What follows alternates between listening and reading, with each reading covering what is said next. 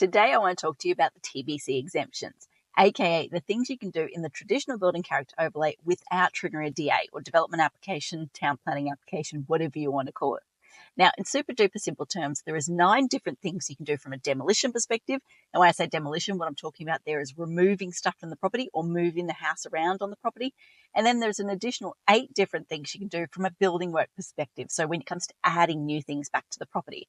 Now, what I'm going to do when I go back to edit this video, I'm going to insert the list of different things and we'll talk it all through.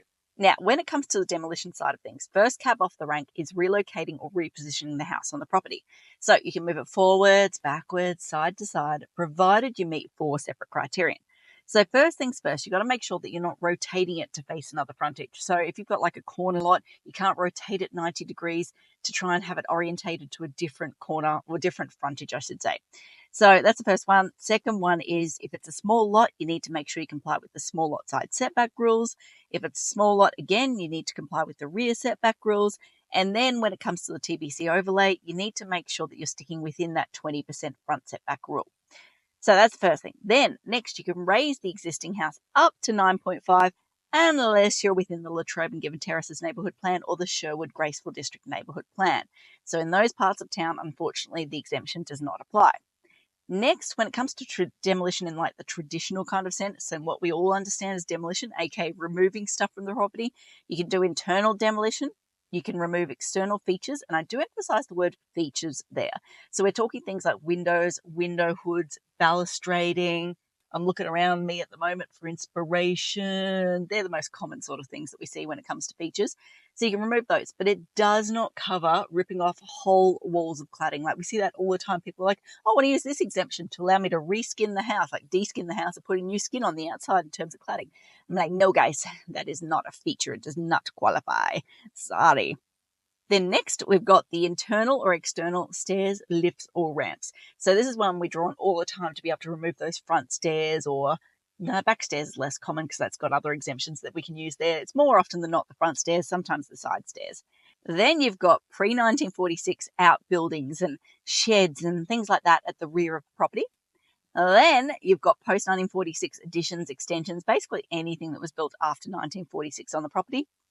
Next, you've got post-46 alterations and then reconstructions. So the most common scenario where this plays out, or the most common situation where we see this exemption drawn on, is to reinstate front verandas. So obviously back in the day, houses were built with the front verandas. People then enclosed them to create sunrooms because it was a cost-effective way of getting an additional bedroom into a house.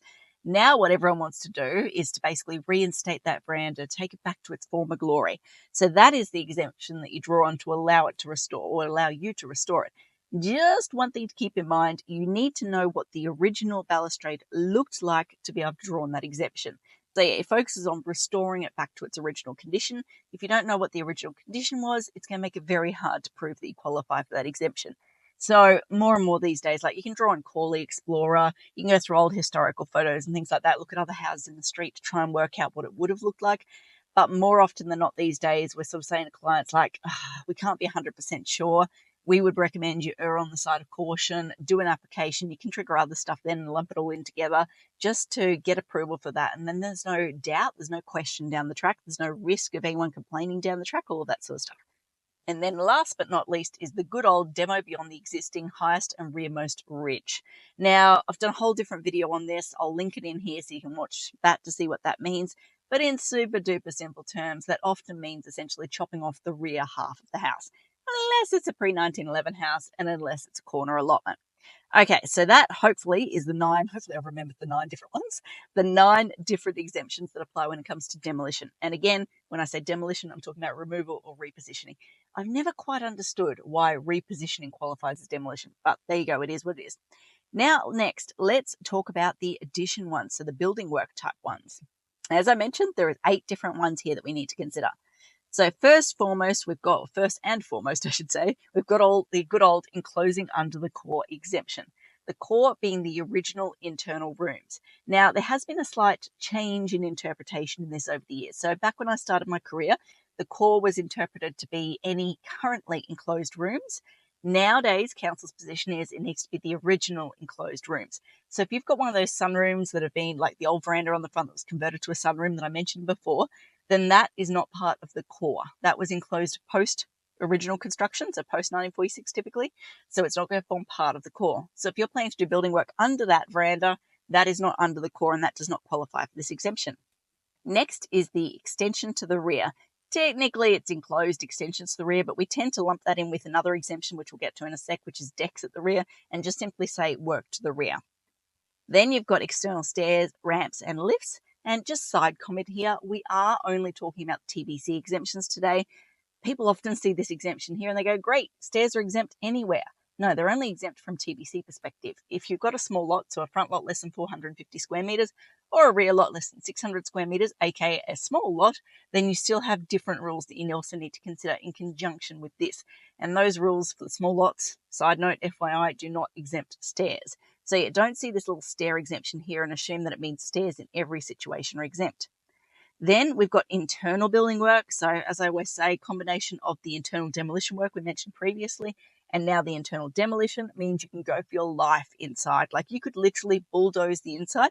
You just need to make sure that that work you're doing internally does not have flow-on consequences or result in flow-on changes to the external appearance of the house, in particular window locations and things like that.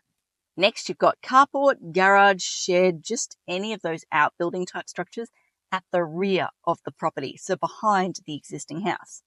Then we've got carports. Now, when I say carports, now I'm talking about carports to the side and carports to the front. In most instances, they are exempt if they're up to 6 metres post-to-post measurement. You can have your eaves hanging beyond that, and an eave, it's generally accepted. An eave is a structure or an overhang up to 600 deep. So in theory, you get a 7.2 wide section or coverage of roof form. You just need to make sure the outer edge of post is a maximum of 6 metres. So yeah, most of the time you can do that, but there is a handful of exceptions to the rule. I don't remember them off the top of my head. It's like LCS sub precinct, Sherwood district neighbourhood plan, all that sort of stuff. But you guys are obviously looking at the screenshot now, so you can check what those are in more detail. Then we've got the decks, verandas, balconies, and other shade structures at the rear of the property.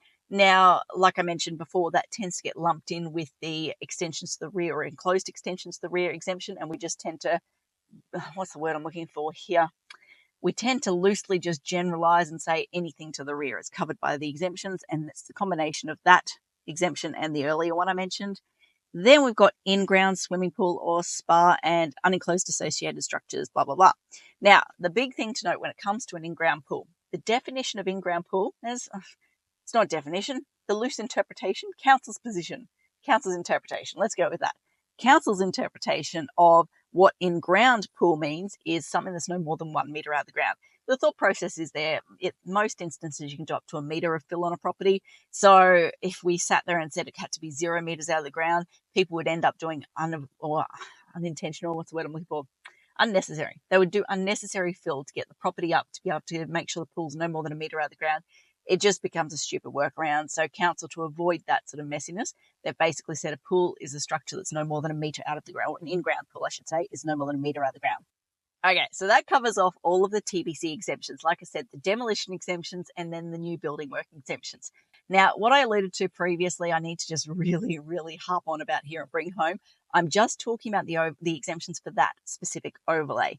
Each property is going to have a market load of different overlay to consider. Then you've got additional things like the zoning rules, neighbourhood plans, all of that sort of stuff. Any one of those additional things, those extra layers, can suddenly mean that you trigger an application. So don't assume just because you're free from a TBC perspective or you're exempt from a TBC perspective that you're home free, you can party and all that sort of stuff. You need to work through every single item. Okay, that covers off everything I want to talk about this week. As I always like to say, until next time, thanks for watching. For all you red tape lovers out there, I have one thing to say. Well, no, actually, I've got 3. Number 1, the advice provided in these videos is general in nature. It's not site specific. You would be a silly Billy to go and make financial decisions based on this advice without first checking with the town planner. Don't be a silly Billy. Number 2, Brisbane town planning is in no way linked to Brisbane City Council. The views expressed in these videos are my own, not council's. So if you don't like them, blame me, not council. Number 3, what was my number 3? Oh yeah, the views expressed in these videos are accurate at the time of recording.